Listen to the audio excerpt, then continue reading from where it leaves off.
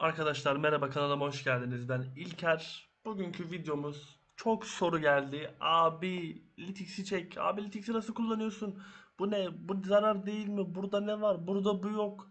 Binlerce soru geldi gerçekten. Videoyu çekme ihtiyacı duydum. Genelde sizden gelen sorulara istinaden video çekmeye çalışıyorum. Ee, Litix'i anlatalım. Şimdi Litix ne? Litix oyundaki life skill ile alakalı birçok konuyla alakalı bize destek olan bir site. Bu siteyi nasıl kullanıyoruz ve özel ayrıntıları neler? Kendi kullandığım kadar anlatacağım. %100 bildiğim bir site değil. İhtiyacım olan verileri elde ettiğim bir site. Bunun da Codex de var. Codex'i de bonus olarak biraz bahsedeceğim. Codex zaten bilinmesi gereken bir site yani. İlk Lytics'te başlayalım. Ve şu arama motoruna şunu yazdığınız zaman ilk elinize gelecek olan iş. Bu arada videonun açıklama kısımlarına da ben bu linkleri koyuyorum. Bununkinde de olur muhtemelen. Ama buradan da şunu yazarak bulabilirsiniz. Zor bir şey değil. İlk önce sunucu seçimi. Arkadaşlar burası çok önemli. BDO'nun sunucuları var ve bütün sunucularda ürünlerin fiyatları farklı olduğu için sizin kar zarar marjlarını görebilmeniz bölge seçimini yapmanızla alakalı büyük önem arz ediyor. Oynadığınız bölgenin sunucusunu seçin buradan. Daha sonra dil. Dil işlevsel hangi dilde görmek istiyorsanız onu seçin. Ben Türkçe seçiyorum. Benim İngilizcem devlet okulu İngilizcesi. Okuduğumu az bir şey anlayabiliyorum. O kadar. Şimdi başlayalım. Bir de yapay zekadan bahsedeceğim bu arada size. İki tane yapay zekadan da bahsedeceğim. Beydou ile alakalı güzel yapay zekalar. Ondan da bahsederiz belki, bilmiyorum. Şimdi başlayalım. İlk aşçılıkla başlayayım. Toplamaya bir tıklayalım. Burayı çok bilmiyorum. Burayı çok işlevsel bulmuyorum açık konuşmam gerekirse. İksirsiz kaç para topluyor, ne topluyor falan. Bence bunlar çok akıllıca işler değil. Çok mantıklı değil. Zaten yapacağın iksirden para kazanıyorsun. Toplamasını yapıyorsun. Burayı geçiyorum yani. Aşçılıkta başlayalım. Aşçılık sekmelerimiz neler? Aşçılıkta kar marjı hesaplama var burada. Buraya bir tıklayalım. Arkadaşlar bu açılan sitede saatlik gümüş. Yani sen diyor Eğilton yemeği üretirsen, bir saat boyunca üretirsen 5T 300M gibi 5.4 T'lik bir marj elde edeceksin. Pazar fiyatı şu an bu. Fiyat değişikliği olmamış. Günlük hacmi yok. Yani bu yemeği üretmek zor olduğu için satışı, alışı pek yok. Sipariştedir muhtemelen. Değildir ya. Hilton yemeği siparişe düşecek bir yemek değil. İşte buradan bu tür ürünlerin marjlarını hesaplayabiliyorsunuz.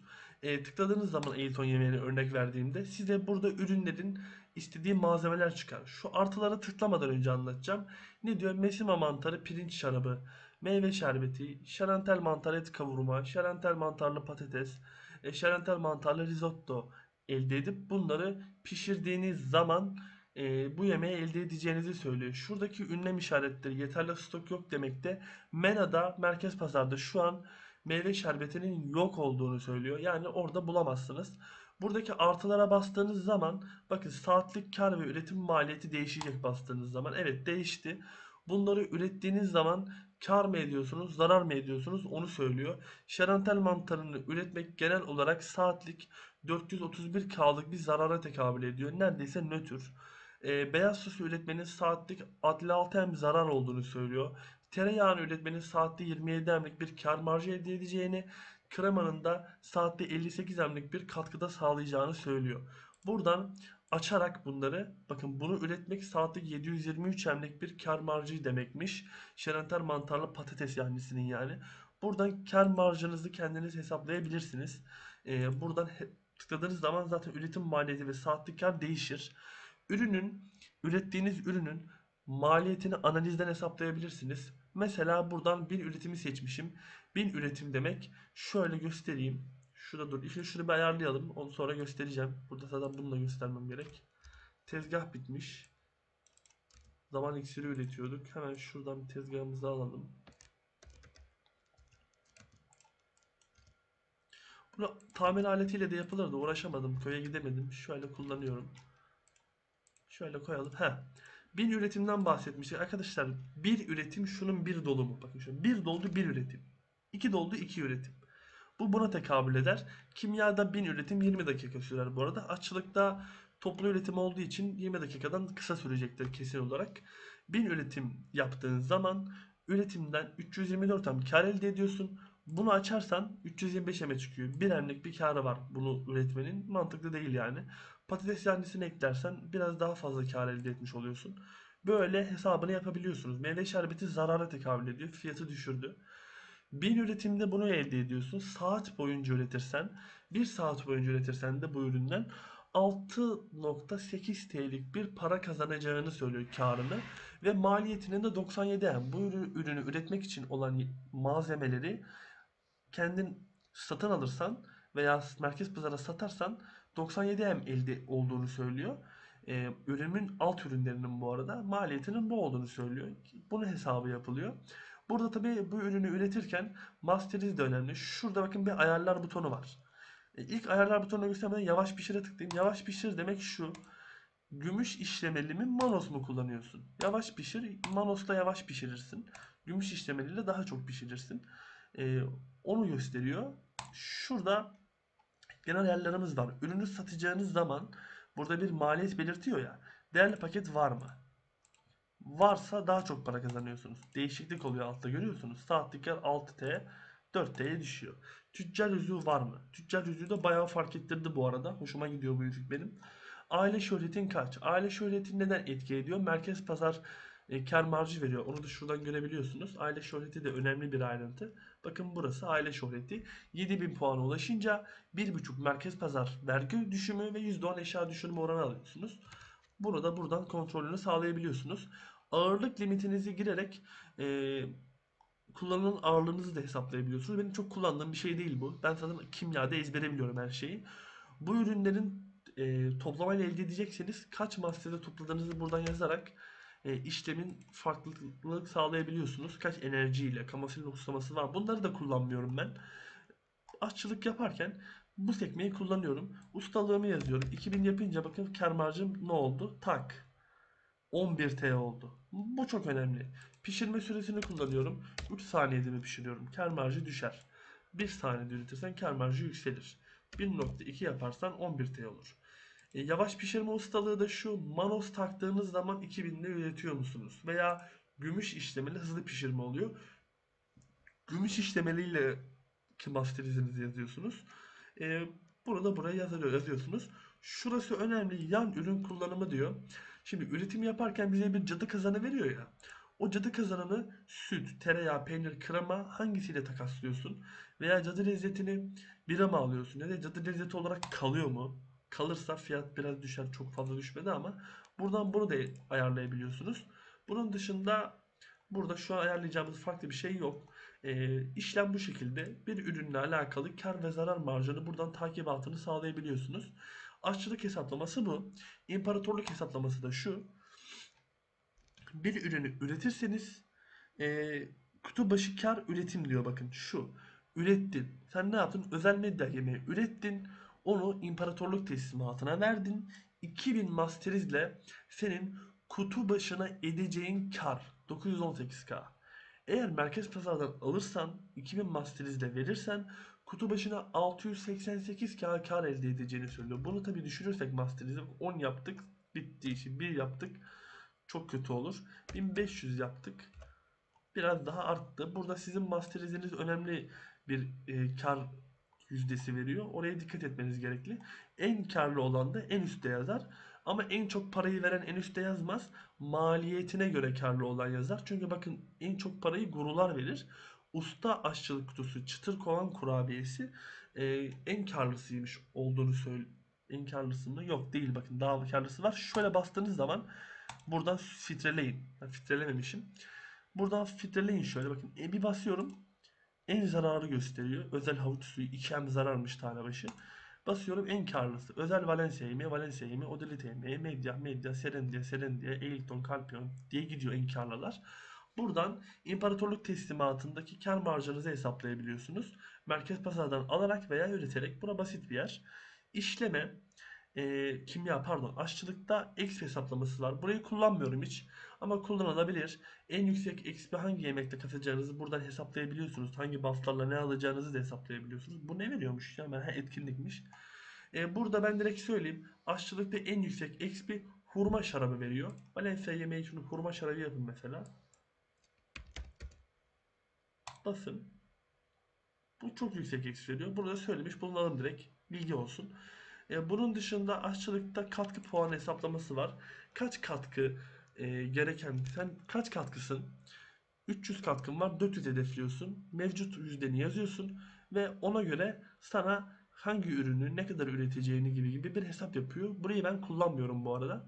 Benim en çok kullandığım yer tabii ki kimya ve işleme. Kimyaya hemen bir geçelim. Kimya hesaplamaya geldik. Kimya hesaplama en yüksek kar marjı saatte 185 TL ile keskin tespit iksiri, balya balya para, derin deniz, ön sezi 15 TL saatlik. Burası en sevdiğim ekran. Abi metal çözücü çok kolay üretiliyor. Saatlik 2.3 T. Gidip slota vuracağınıza gidin seccahta taş toplayın. Saatte 2.3 T'nizi alın arkadaşlar. Müthiş paralar. Çılgınlık 4 T'ye gelmiş. Buradan aynı kimya açlıkta olduğu gibi üretime göre hesapları yapabiliyorsunuz. Her şey karlı. Ne üretirseniz kazanıyorsunuz. Canım kimyam, güzel kimyam. Çok seviyorum kimyayı. Böyle bir olayı var buranın. Bunun dışında bir yere gidelim hemen. Az önce anlattığım her şey aynı burada da kullanım tamamen. Buradan ayarlar, üretim miktarınız gibi ayarlamaları yapıyorsunuz. Ve her şeyden balya balya para kazanıyorsunuz. Çok seviyorum kimyayı. Bakın en kötüsü 500'den veriyor saatlik. Kafayı yersin gerçekten. Müthiş bir meslek. Kesinlikle tavsiye ederim yapmanızı. Bunun dışında kimyanın imparatorluk teslimatı var. Bundan uzak durun. Hiçbirinden kar elde edemezsiniz. Abi şuraya bakın. Zarar üstüne zarar hepsi. Burada kimya teslimatını 2000 yapsanız bile kar marjı çok düşüktür. Yine zarar edersiniz. Değecek bir iş değil. Teslimatı kimyada yapacaksanız dirilme iksiri yaparsınız. Bakın burada var dirilme iksiri.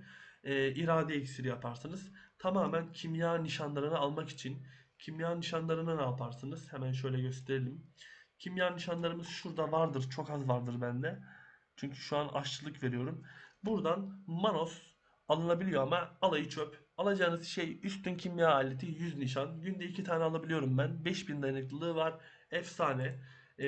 Dirilme iksiri, irade iksiri vererek kendi tezgahlarınızı buradan farmlayabiliyorsunuz. Şurada durmuş. Şöyle yapalım hemen şunu. Tekrar devamlısın bu. Boş durmasın çar. Çalış, çalış. Burada üretime devam ediyor. Canım kimyam diyeyim. Başka da bir şey demeyeyim. Burada önemli bir ayrıntı var. Yine kimya XP hesaplaması var. Bunu da çok kullandığım bir şey değil. Ben kimyada XP spesifik bir yöntemle kasmıyorum. Elime geçen her şeyi üretiyorum. Kar zarar bakmam. Burada işleme sekmemiz var. İşleme sekmesinde özel bir ayrıntımız var. Buradaki ürünleri üretmek de bu arada çok karlı. Müthiş karlı. Ay şu Opel, saf platinum. Lan akar para var ya, balya balya para akıyor yemin ederim. Metal çözücüyü üret. Git biraz platinum topla. Etkinlik de var şu an. Cevher muhabbeti düşüyor. Üret üret sat abi. Of. Of yine of. Her şey çok güzel. Burada güzel olmayan, güzel olan önemli bir ayrıntı var. Bakın dev öz iksiri yazdım ve çıktı. Bu ne? Karlı, saatlik 587 para bırakıyor. Peki neden işlemede çıkıyor? Çünkü bunu alt iksirlerine bakın üretmek de karlı. Af canım kimya ya. Şuraya bak. Saatte 1 T. Balya balya para. Abi açılık falan hikaye. Hikaye. Teslimat vereceksin sadece. Şuraya bak ya. Dalga geçiyor oyunlar resmen bizle. Paraya bak. Her şeye para abi. Deniz iksiri niye burada? Çünkü şok iksiri, öfke iksiri ve delme iksirini üretince sen bunu işleyerek deniz iksiri ürettiğin için deniz iksiri burada görünür ve çok karlıdır. Ee, En karlılarından birini yazayım. Çok seviyorum. Cinnet öz iksiri. Of çok seviyorum bu iksiri. Çok yüksek kar marjı görünmüyor bu arada ama şuna bastığın an kafayı yiyorsun direkt. Saatte 4.3 B kar elde ediyorsun. Sonra bunu cinnete dönüştürüp saatlik 500 M daha kar elde ediyorsun. Sonra bunu ele geçirilmişe dönüştürüyorsun falan böyle. Ele geçirilmiş burada var mı bilmiyorum, bakalım hemen bir. Burada yokmuş. Canavar öz iksiri varmış. Canavar öz iksiri de çok pahalı. Her şey kar. Ne yaparsan yap kar elde ediyorsun. Kafanı yormuyorsun. Ben Samsun'u üreteyim. Toz reaktif bile 90 veriyor saatlik ya. Manyak mısınız? İradeye bak. 260 iken bedava iksir. Üretimleri çok basit bunların. Saatlik ölüm meleği. 1.6 B para veriyor. Kimya candır. Bunu net ifade edelim. Her şeyden para kazanıyorsunuz. İşleme noktasında da burada birçok işlenecek ürün var. Tavsiye vermem gerekirse platinyum kristali, ay ışığı, opal. Bunlar kolay kolay değil ama üretilir. Bak şu gizli gizli, bak bunu da bir iletmiş olalım. Fırtına yağınız varsa ipek işleyin. Gelin bunu yapın. Saatlik karı çok yüksek. Ben bunu ara ara yapıyordum. Videosunu çekecektim ama birkaç arkadaş var. Onlara da öğrettim. Ne olur çekme, ne olur çekme deyip çektirmediler bana. Çekmedim ama buradan söylemeyi de e, söyleyeceğim yani. Söylemiş bulundum. Gazap öz iksiri alt malzemeleri basit. İnsan, çöp. Çok kolay üretiliyor. Çılgınlık biraz sıkıntı. Savaş izi bulunmuyor. Yıkımda da iz vardı bir tane. Heh, fırtına yağı, bolluk, zaman. Şu ya. Heh, tamam aynen. Avize de bulunmuyor tabii ki. İzler bulunmuyor genel olarak. Bulduğunuz zaman bunların hepsinden para kazanabiliyorsunuz. Bunun dışında Lytics ile alakalı söyleyecek benim başka bir şeyim yok. Çünkü burada kullandığım özellikler değil bunlar. Ben buradan kar zararıma bakarım, yoluma bakarım, parama bakarım her zaman. Tıklarım şuradan filtreye attık 44 B kar veriyormuş. Bu ne abi? Manyaklık yemin ederim. Deneyimi de çok yüksekmiş. Buradan onlara da bakabilirsiniz. İşleme deneyimi çok yüksek veriyormuş. Ee, Benim gözümde kimya oyundaki en iyi life skill net olarak söyleyeyim. Her şeyi para kazandırıyor. Bakın şuraya bakın. Saatlik karlara bakın. Slot dönüyorsunuz. Slot ben de dönüyorum bu arada ama boş vakitlerinizde slot dönmeyi bıraktığınız zaman para kazanmayı bırakıyorsunuz. Çar duruyor. Life skill yapın abi. Life skill'siz bu oyun oynanır. Oynanır bu arada da. Life skill varken yapmıyorsan da senin kabahatindir bence. Çok güzel. Bir öğede saatlik 1,5'te ne istiyor ki? Ateş tanesi çöp satılıyor. Diş budak rotasyonu çok basit. Karanlık tozu kolay. Büyü meyvesi topla veya tarladan elde et. Bir özünü üret. Bir üretimden 400 kar elde ediliyormuş. Bir saatte 3000 üretim var. Saatlik karı 12 T. Maliyeti saatlik karı 12 T. Maliyetinin çok yüksek olmasına rağmen çok karlı bir şey. Bunları topladığınız zaman deli gibi para kazanmış oluyorsunuz. Çünkü bunları toplayınca bunlara pazardan almayıp üretmiş oluyorsunuz. Mal etmiş oluyorsunuz yani. Bu açıdan söylediğim gibi mantıklıdır. Buraları böyle kullanabilirsiniz. Lytics bu şekilde. Codex'e geçelim. Codex'e ben genellikle bir şey arayacağım zaman kullanıyorum. Mesela nedir benim arayacağım şey? Ebis esansını aramak istiyorum. Ebis yazıyorum. Ebis esansını buluyorum. Tıklıyorum. Neymiş bu? Biliyorum ne olduğunu da görün diyor. Görev ödülüymüş. Şu görevleri yapınca Ebis esansı veriyormuş.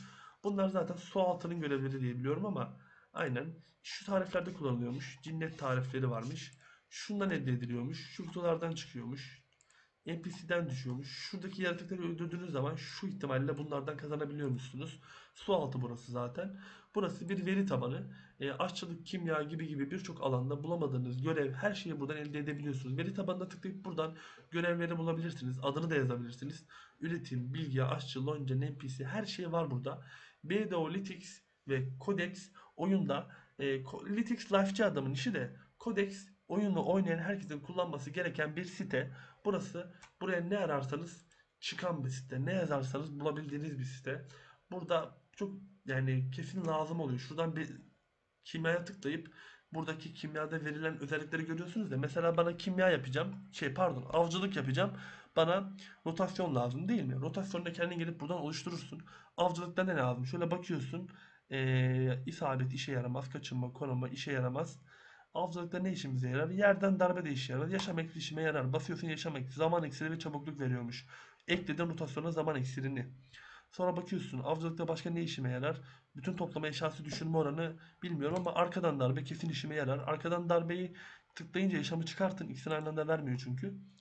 Suikastçı iksir arkadan darbe veriyormuş. Yaz kenara rotasyonunu bulmuş oldun. Arkadan darbeyi çıkart. Başka ne lazım? Bana beceri hızı lazım diyorsun. Basıyorsun beceri hızı veren şeyler çıkıyor burada. Müthiş bir şey. Burayı da kullanabilirsiniz. Ee, Codex ve Lytics bu şekilde. Benim kullandığım kadarı bu şekilde. Burada bir şeyler daha var. Bunları girip de hiç araştırmışlığım yok. Neymiş bu? Çerçöp şeyler gibi geliyor ama tabii kullananlar da vardır. Burada kıyafet parçalayınca verdiği şeyleri gösteriyor herhalde. Kronları mı gösteriyor? Ne yapıyor? Neymiş bu? Bu ayakkabıya tıkladın. Fiyat değişikliği. Piyasa hacmini falan gösteriyor. Manyak bu insanlar ya. Öyle bir site yapmışlar ki çok işe yarar ha. Güzel bir yer yani. Veri tabanı burada da varmış bu arada. Aynı Codex gibi. Bakın bunu ilk defa görüyorum. Hiç bakmamıştım. Codex kullanmaya çok alışmışım çünkü.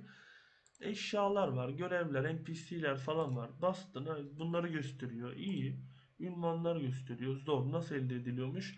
Sert kara kristal parçası elde et. Of çok zor. Çok zormuş gerçekten. Çok basit bir görev. Bunlara da bakabiliyorsunuz. Burası da iyiymiş. Kolektif kullanmama bile gerek kalmayabilir aslında. Her şeyini gösteriyor lan. Güzel ha. Basıyorsun. Yok gerçi o kadar da her şeyini göstermiyor. Mesela Zarkaya'yı burada arasam. Kızlar. Asayı arasam mesela. Bunun neyini gösterir? Ha, bu da göstermiyor. Gerçi şunu gösteriyormuş. Görev ödülü, şu görevden elde ediliyormuş diye bunu gösterdi yine. Kron oranlarını gösteriyor. Kapras oranlarını. Kapras gelişimine kaç AP kaç şey veriyor. Kaç kapras istiyor'yu gösteriyor. Bu da iyi. Yenir yani. Bu şekilde bununla alakalı bilgilerimizi vermiş olalım. Son olarak da şunu söyleyeyim. Ne söyleyecektim? Bir şey söyleyecektim. Bonus demiştim. Yapay zekadan bahsedecektim. Geçenlerde buraya ChatGPT yazdım arkadaşlar. ChatGPT'ye BDO ile alakalı sorular sorduğumda cevap alabildiğimi fark ettim. Mesela soralım. BDO oyununda cinnet iksiri nasıl üretilir diyelim. Nasıl üretilir? Cevap verebilecek mi acaba? O BDO'nun Black Desert olduğunu bildi ama cinnet iksirini bilmiyormuş. Tamam, başka ne diyelim o zaman? BDO oyununda ticaret eşyaları nasıl taşınır? Bunun cevabını verdi.